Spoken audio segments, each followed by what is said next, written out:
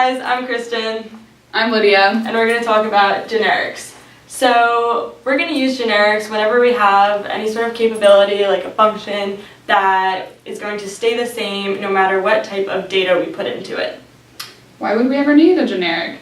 Well, a lot of the times the process stays the same even though the data can change. Like if we're making a list, the process of making a list stays the exact same no matter what type of list we're making. Let's say if we're making a grocery list or a to-do list, the process of making a list is going to be the same no matter what. Oh, so basically we want to be able to write code for just one list instead of having to write code to implement many different types of lists. Exactly, so it's going to save us so much time and so much repeated code. Cool. Let's say, for example, that we have a class node. And this T right here makes this class generic, meaning that we can have a node of any type. So we can have a node of type string, of type number, of type some other class, or any kind of object. So, for example, this class has two properties. And we have data, which takes in some type of data of type T, which again is a generic, so that you can put in lots of different types, like strings, numbers, booleans, etc. And then the other property is next, which will take in another type of node to create a linked list, as you guys know. So how we would implement this class of node T is the same way we would do if it said string or number boolean. Up here we're going to make a names variable, so let names, and then we're going to put our type. So now we're going to have our node, and then in here, in these little diamond things, we're going to specify what type we want to put into here. So now when we have node string, string is going to replace T in our class structure. And then we do the same way we would do a regular node. We'd say new node of type string. And now our T is string, so now our data type is string. So now to make our names variable have data, we would say names.data, and then we would assign it to a string. And the same way we would do names.next equals new node of type string, because again, T is replaced with string here. So the reason we're using a linked list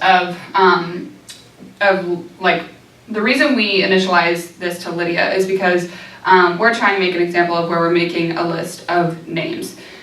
So we would assign names.data to Lydia, and then we would make names.next a new node, and then make names.next.data Kristen. So then our list would look like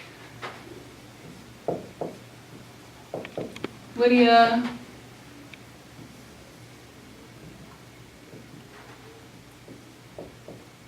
Kristen,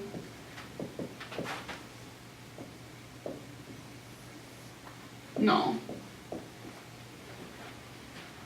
Now that we understand a more basic example of using generics where we're trying to make a linked list of students with just their names, so a list of strings, instead we want to try now using a more complicated example, because when we're making a linked list of students, we need to keep in mind that, well, there's more to a student than just their name. And we're trying to think of a way of using the generic data type to make it easier to keep track of a bunch of information in each node. And so the way we can do that is by using a class student, and then having the